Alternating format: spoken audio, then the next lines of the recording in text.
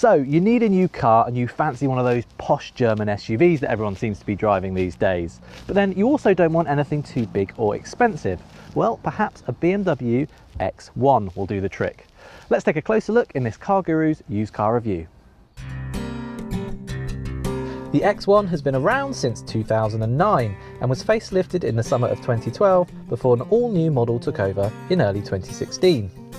Although the X1 looks like an SUV, it's actually based on a BMW 3 Series Touring, so let's have a look inside to see what that means in terms of interior space.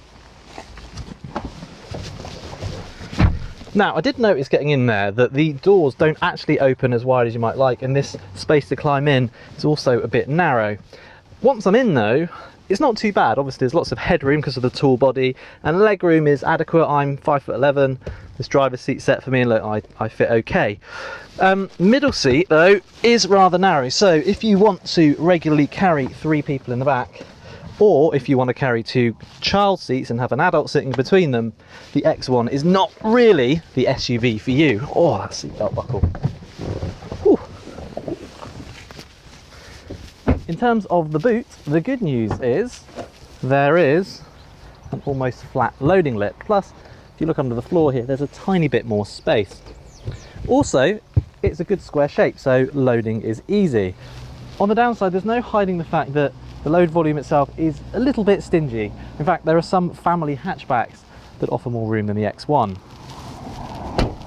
The rear seats don't slide to increase boot space, but you can adjust the backrests and fold them in a 40-20-40 split if you need to carry larger items. So the X1 is not the most practical of SUVs, but being a BMW, it should at least be great to drive, right? Well, yes and no. The thing some people find with these cars is that the ride can be rather firm, particularly if it's got M Sport suspension. So here's a little tip. Have a look at the tyres and look for this series of numbers here. The last 2 are the size of the wheel. Anything bigger than 17-inch is what can give that firm ride. So if you see a car and it's got these bigger wheels on, just ask for a longer test drive just to make sure you're happy with it. The trade-off is that the X1 handles well for a tall car, turning into corners keenly and not leaning too heavily if you want to carry some speed. The engine lineup in the X1 consists primarily of BMW's 4-cylinder 2-litre diesel, which is available in a range of power outputs. There's the lower powered 16D all the way up to the more potent 23D and 25D. Most models though are either 18D or 20D, and they can be had with either rear-wheel drive, which is called an S-Drive, or as 4-wheel drive, which is an xDrive. Manual and automatic gearboxes are available too, with the most efficient configuration being a rear-wheel drive 18D or 20D manual.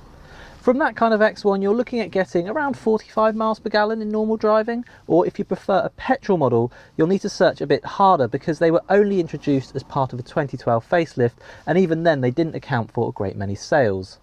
In terms of interior quality and usability, the X1 sits somewhere between BMW's bigger and more expensive X3 and more mainstream offerings like the Nissan Qashqai. Post-facelift examples like this one from 2014 do feel slightly more upmarket inside than their pre-facelift equivalents. The heater controls are all straightforward to use, and although most models make do without BMW's iDrive infotainment system, the more basic radio and CD player is easy enough to follow. If Bluetooth isn't included in the specification of the car you're buying, it can be added later.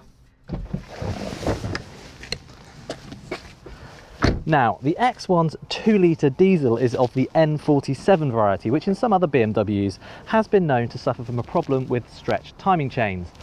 If the car you're buying is affected but you manage to catch the issue in time, then it can be rectified at a cost. Miss the warning signs though, like unusual noises from the engine, and the results can be catastrophic both on the car and on your finances. That's why it's important to look for a car with a full service history that shows evidence of regular maintenance, certainly in accordance with BMW's variable service intervals, but preferably annually. Buying from a trustworthy dealer should also help to give you peace of mind, which is where CarGurus dealer ratings can be so useful.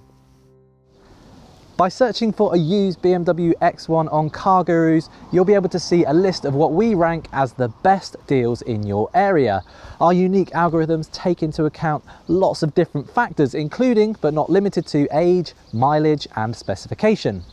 And so, if you're in the market for that premium compact SUV and think the X1 might fit the bill, don't forget to begin your search at cargurus.co.uk. Or if the baby Beamer is not quite right, why not head to the CarGurus UK YouTube channel to see used car reviews of some of the best-selling models.